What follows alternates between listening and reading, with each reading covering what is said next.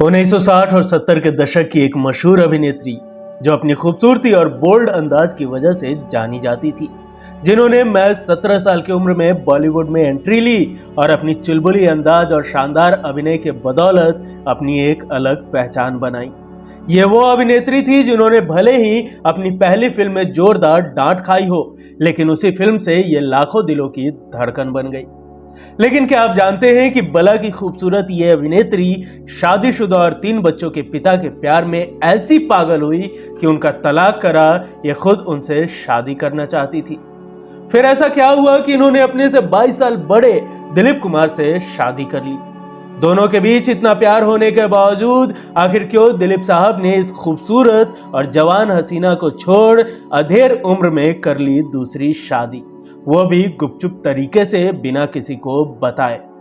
क्यों कभी मां नहीं बन पाई ये अदाकारा? क्यों इस टॉप एक्ट्रेस को मां ना बनने की मिली इतनी बड़ी सजा? फिर कैसे अपने पुराने प्यार के पास लौटे दिलीप कुमार? जानेंगे और भी बहुत कुछ। नमस्कार, आप देख रहे हैं की मीडिया। और दोस्तों, अब तक तो आप समझ ही गए होंगे कि आज हम बात कर रहे हैं 60 और 70 के दशक की सबसे चुलबुली हीरोइन कहे जाने वाली सायरा बानो की। आज के इस एपिसोड में हम सायरा बानो के जिंदगी से जुड़ी कुछ ऐसे अनसुने किस्सों की चर्चा करेंगे जिसे शायद ही आपने सुना हो। तो चलिए शुरू करते हैं सायरा बानो के किस्सों का सफर। लेकिन उससे पहले अगर अभी तक आपने इस चैनल को सब्सक्राइब नहीं किया है तो प्लीज सब्सक्राइब कर ले। 23 अगस्त 1944 को मसूरी में एक्ट्रेस नसीम बानो और प्रोड्यूसर मियां उल हक के घर बेटी सायरा बानो का जन्म हुआ। वैसे तो मियां उल हक एक आर्किटेक्ट थे, लेकिन नसीम बानो से शादी करने के बाद उन्होंने अपनी प्रोडक्शन कंपनी शुरू कर दी और फिल्में बनाने लगे। सायरा महज 3 साल की थी जब 1947 में भारत पाकिस्तान के बंटवारे में पिता ने पाकिस्तान को चुना। मां नसीम बानो ने उनके साथ पाकिस्तान जाने से इनकार कर दिया और बच्चों के साथ इंग्लैंड रहने चली गई। इंग्लैंड में कमाई का जरिया नहीं दिखा तो मां नसीम बानो दोनों बच्चों के साथ भारत लौट आई और फिल्मों में काम करने लगी। बचपन से ही मां को देखते हुए सायरा बानो भी हीरोइन बनने का ख्वाब देखा करती थी। हालांकि उनकी मां इसके खिलाफ थी। वो चाहती थी कि सायरा एक वकील या डॉक्टर बने। पढ़ाई में भी वो अच्छी थी और मां ने उन्हें पढ़ाई के लिए लंदन भेज दिया था। सायरा सिर्फ स्कूल की छुट्टियों में भारत आया करती थी। दोस्तों, सायरा बानो की मां नसीम बानो पर हमने एक अलग से एपिसोड बना रखा है जिसका लिंक आपको डिस्क्रिप्शन बॉक्स में मिल जाएगा। इस एपिसोड के बाद कृपया आप एक बार वो एपिसोड जरूर सुनें। अब बात सायरा बानो की। दोस्तों, एक दिन छुट्टी में घर आई 12 साल की सायरा बानो अपनी मां के साथ घर पर महबूब खान के निर्देशन में बनी फिल्म आन देख रही थी। फिल्म के हीरो थे दिलीप कुमार। फिल्म में दिलीप कुमार का दमदार रोल सायरा बानो को इतना पसंद आया कि वो तुरंत मां के सामने जिद करने लगी कि वो दिलीप साहब से ही शादी करेंगी। 12 साल की सायरा की ये जिद सुनकर नसीम बानो हंस पड़ी। किसी ने सोचा भी नहीं था कि उनकी कही बात सच साबित हो जाएगी। 40 के दशक में दिलीप कुमार और मधुबाला स्टारर फिल्म मुगले आजम की शूटिंग शुरू हुई थी। फिल्म का सेट इतना आलीशान था कि दूर दूर से लोग सेट देखने पहुंचते थे। एक दिन सायरा भी अपनी मां के साथ मुगले आजम के सेट पर पहुंची थी। हालांकि उनकी सेट पर उनके फेवरेट हीरो दिलीप कुमार से मुलाकात नहीं हो सकी। जब भी सायरा छुट्टियों में घर आती थी तो कोई ना कोई प्रोड्यूसर उनके घर फिल्म का ऑफर लेकर जरूर आया होता था, लेकिन मां हमेशा इनकार कर देती थी। जब 16 साल की उम्र में सायरा छुट्टियां मनाने भारत आई तो उन्हें फिल्म जंगली का ऑफर मिला, जिसमें शम्मी कपूर लीड रोल में होने वाले थे। नसीम बानो तब भी नहीं चाहती थी कि सायरा फिल्मों में आए, लेकिन जब सायरा ने जिद की तो वो भी मान गई। फिल्म की आधी शूटिंग उन्होंने पहली छुट्टी में की और फिर लंदन लौट गई। जब दूसरे साल स्कूल की छुट्टी हुई तो उन्होंने बची हुई फिल्म पूरी की। उनकी मां नसीम बानो जानती थी कि अगर वो फिल्मों में आती रही तो लोग उनकी सायरा की तुलना उनसे करते रहेंगे, इसलिए उन्होंने खुद 1957 से हिंदी फिल्मों में काम करना छोड़ दिया। वैसे तो सायरा बचपन से ही डांस और अभिनय में माहिर थी, लेकिन मां के कहने पर उन्होंने प्रोफेशनल कथक और भरतनाट्यम की ट्रेनिंग ली। 1 साल में फिल्म शूट हुई और 1961 में रिलीज हुई। सायरा बानो के लिए बिना किसी एक्टिंग ट्रेनिंग के पहली फिल्म में अभिनय करना थोड़ा मुश्किल रहा। फिल्म जंगली की शूटिंग के दौरान शम्मी कपूर और शूटिंग को देखने वालों की भीड़ लगा करती थी। भीड़ देखकर सायरा घबरा जाया करती थी। एक दिन सैकड़ों लोग देखने के लिए इकट्ठा हो गए। जैसे ही डायरेक्टर सुबोध ने एक्शन कहा तो वो नर्वस होकर ठीक से डायलॉग नहीं बोल पाई। एक दो बार में जब सायरा ने सही शॉट नहीं दिया तो शम्मी कपूर ने समय बर्बाद होने पर उन पर चिल्लाते हुए कहा था, अगर इतनी घबराहट हो रही है तो तुम्हारे लिए बुर्का मंगवा देते हैं, उसे पहनकर तुम एक्टिंग कर लेना। सरेआम डांट पड़ने से सायरा रोने लगी, लेकिन कुछ समय बाद उन्होंने एक टेक में ही परफेक्ट शॉट दे दिया। साथ ही उन्होंने शम्मी कपूर से यह भी कहा कि मैं जब तक अच्छी तरह एक्टिंग न सीख जाऊं आपके साथ फिल्म नहीं करूंगी। जब फिल्म जंगली की कामयाबी के बाद दोनों की जोड़ी हिट हुई तो सायरा को शम्मी कपूर के साथ कई फिल्में ऑफर हुई, लेकिन उन्होंने हर बार ठुकरा दी। फिल्म जंगली की शूटिंग पूरी करने के बाद एक दिन सायरा अपनी मां के साथ अकबर अली रोड गई। वो जिस दुकानदार के पास गई वो जानता था कि नसीम बानो एक हीरोइन है और वो दुकानदार दिलीप कुमार का बड़ा फैन था। बातों ही बातों में नसीम बानो ने बता दिया कि सायरा की फिल्म अगले ही महीने रिलीज होने वाली है। ये सुनते ही दुकानदार ने दुख जताते हुए कहा कि अगले महीने तो दिलीप साहब की फिल्म गंगा जमुना भी रिलीज होने वाली है और उनकी फिल्म के सामने तो आपकी फिल्म नहीं टिकेगी। ये सुनते ही सायरा उदास हो गई और रोने लगी। उन्होंने मां से कहा कि अब तो कोई भी मेरी फिल्म देखने नहीं आएगा। दोनों ही फिल्में एक हफ्ते के अंतराल में रिलीज हुई। दिलीप कुमार उस समय स्टार थे और सायरा उस समय न्यूकमर थी। इसके बावजूद दोनों फिल्मों में कांटे की टक्कर हुई थी। खुशकिस्मती से दोनों ही फिल्में सुपरहिट साबित हुई थी। फिल्म जंगली से सायरा बानो को देश भर में पहचान मिल गई। फिल्म के साथ इसके गाने चाहे कोई मुझे जंगली कहे, कश्मीर की कली हूं मैं और आई आई ए आ सुकु सुकु जबरदस्त हिट रहे थे।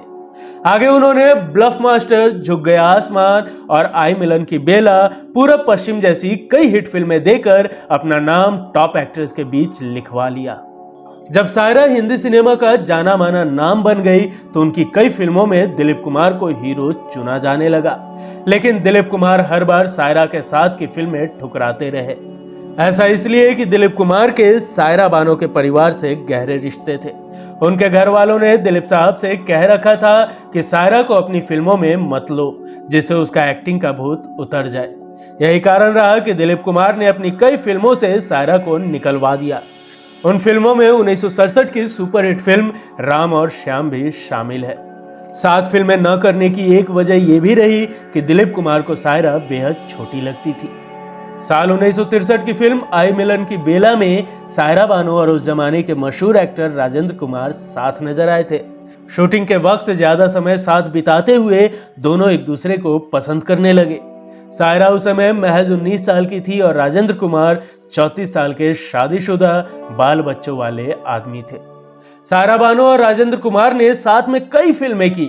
इनमें आई मिलन की बेला, झुक गया आसमान और अमन जैसी ब्लॉकबस्टर फिल्में शामिल है।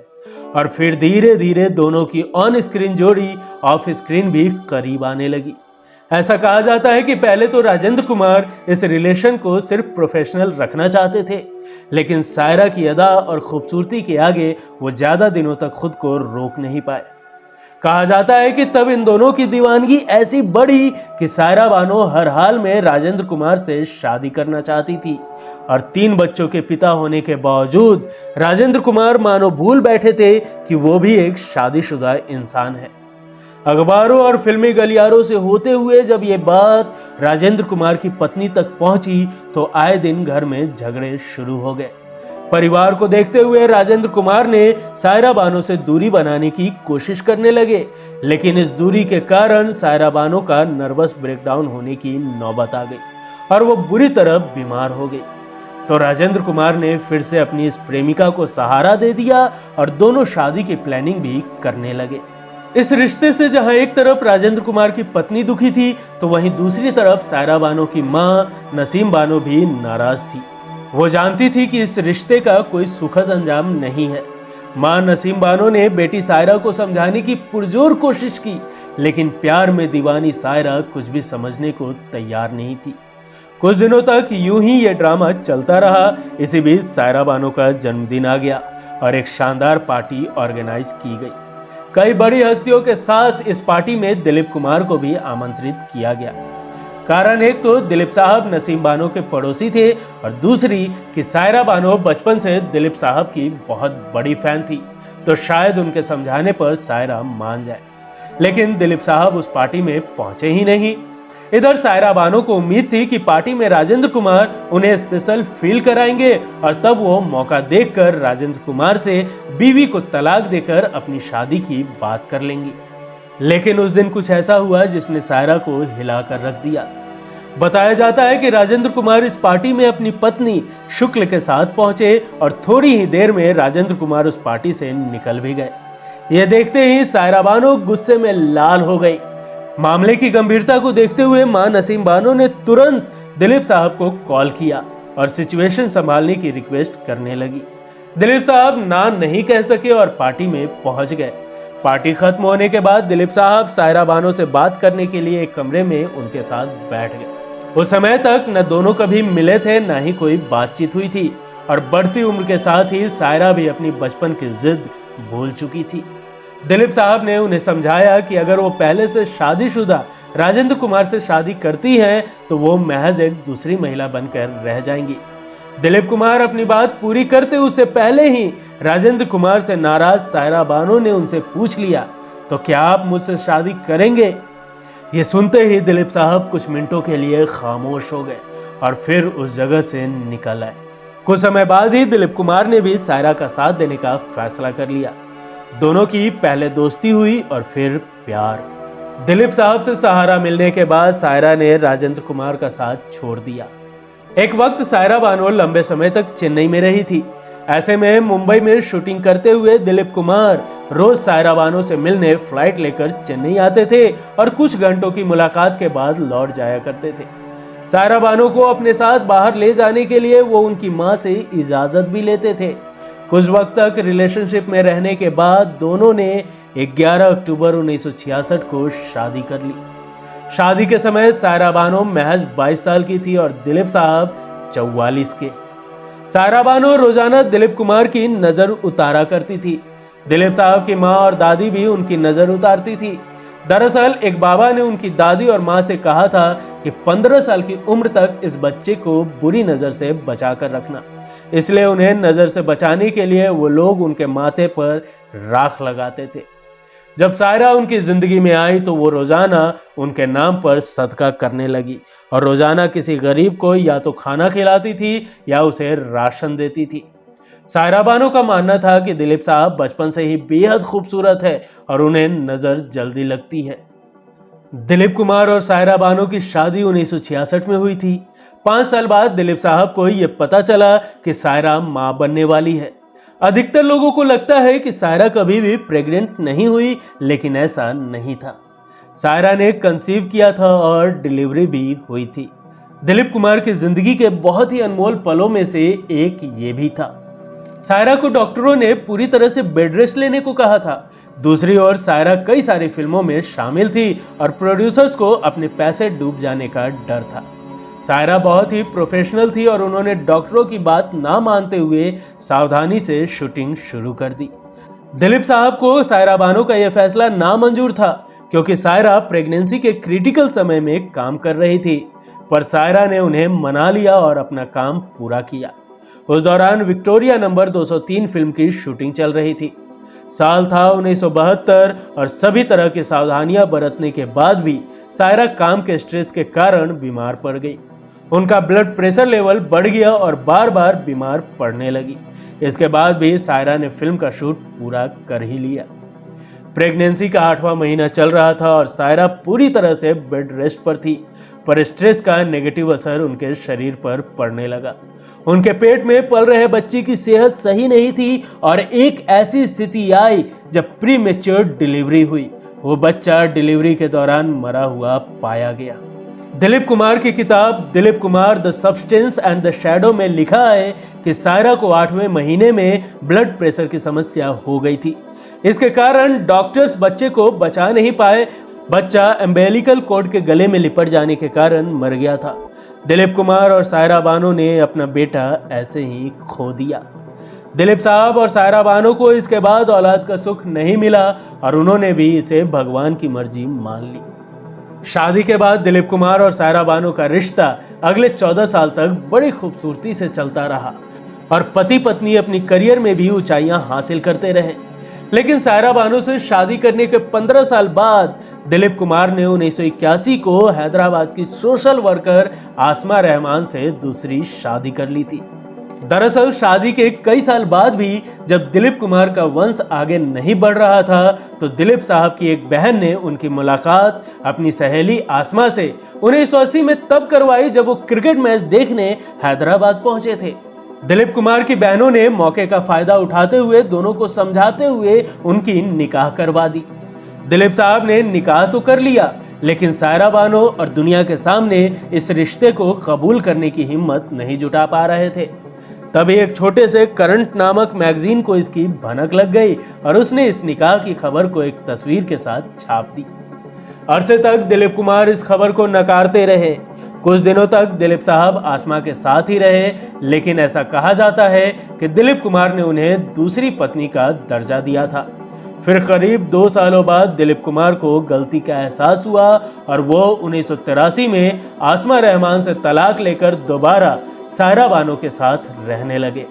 कुछ लोगों का यह भी मानना था कि अपनी छवि खराब होता देख दिलीप कुमार ने अपनी पहली पत्नी के पास वापस जाने का फैसला लिया था। दिलीप साहब ने अपनी autobiography Dilip Kumar the substance and the shadow में दूसरी शादी को अपनी बड़ी भूल बताई है। दोबारा साथ होने के बाद सायरा बानो और दिलीप कुमार पूरी जिंदगी एक दूसरे का हमसाया बने रहे। 7 जुलाई 2021 को दिलीप साहब का एक लंबी बीमारी के बाद 98 साल की उम्र में निधन हो गया, जिसके बाद सायरा बानो अकेली रह गई। कई मौकों पर इनका ये दुख सामने दिखता है जब ये आंसुओं से भरी आंखों से दिलीप साहब को याद करती नजर आती हैं। सायरा बानो अब खुद को सामाजिक कार्यों में व्यस्त रखने की कोशिश करती रहती हैं। दोस्तों, सायरा बानो के किस्सों के सफर में आज के लिए यहीं तक। सायरा जी की कौन सी फिल्म आपको बेहद पसंद है हमें कमेंट कर जरूर बताएं। वीडियो पसंद आई हो तो एक लाइक जरूर करें। मिलेंगे अगले एपिसोड में फिर किसी दिलचस्प किस्सों के साथ। तब तक के लिए नमस्कार।